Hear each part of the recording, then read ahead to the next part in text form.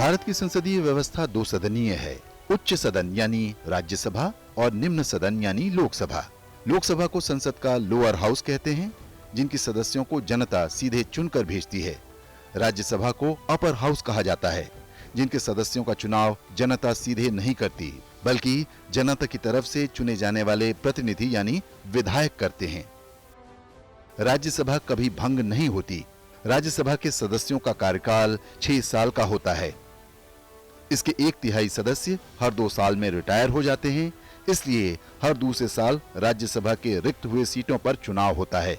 राज्यसभा में 250 सदस्य होते हैं, जिनमें 238 सदस्य चुने जाते हैं और शेष 12 सदस्यों को राष्ट्रपति मनोनीत यानी नॉमिनेट करते हैं। किस राज्य से कितने राज्यसभा सदस्य होंगे, ये राज्य की आबादी के आधार पर तय होता है। जैसे कि सबसे ज्यादा आबादी वाले राज्य उत्तर प्रदेश की 31 सीटें हैं, तो वहीं महाराष्ट्र में 19 सीटें हैं। इसी तरह से पश्चिम बंगाल और बिहार में 16-16 सीटें हैं, जबकि गोवा, अरुणाचल प्रदेश, मणिपुर, मेघालय, मिजोरम जैसे राज्यों में केवल एक राज्यसभा सीट है। राज्यसभा के चुनाव में सभी राज्यों की विधानसभाओं के विधायक हिस्सा लेते हैं, लेकिन विधान परिषद के सदस्य वोट नहीं डालते। राज्यसभा चुनाव की वोटिंग का एक तय फॉर्मूला है। जैसे कि अभी केरल में 3 राज्यसभा सीटों के लिए चुनाव हुआ। केरल विधानसभा में कुल 140 सीटें हैं।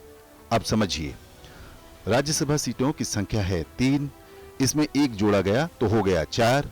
अब इस 4 की संख्या से 140 को भाग दिया गया, जवाब मिला 35। अब इस 35 की संख्या में फिर से 1 जोड़ा गया, जवाब मिला 36। यानी इस बार केरल से राज्यसभा चुनाव जीतने के लिए किसी प्रत्याशी को 36 विधायकों के वोट की जरूरत थी। राज्यसभा के सदस्यों की 1 महीने की सैलरी 1 लाख रुपए होती है। अगर सदस्य अपने आवास से ही ड्यूटी कर रहे हैं तो हर दिन 2000 रुपए का भत्ता भी मिलता है।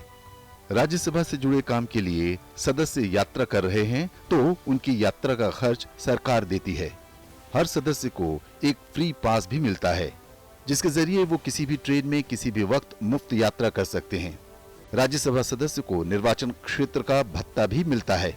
इसके अलावा राज्यसभा सदस्य को आवास, बिजली, पानी, टेलीफोन और मेडिकल सुविधा भी मिलती है। रिटायर होने पर राज्यसभा सदस्य को हर महीने 25,000 रुपए पेंशन मिलती है। अगर कोई 5 साल से ज्यादा समय से सदस्य होता है तो हर साल के हिसाब से 2000 रुपए पेंशन में और जुड़ जाते हैं। कौन बन सकता है राज्यसभा सदस्य?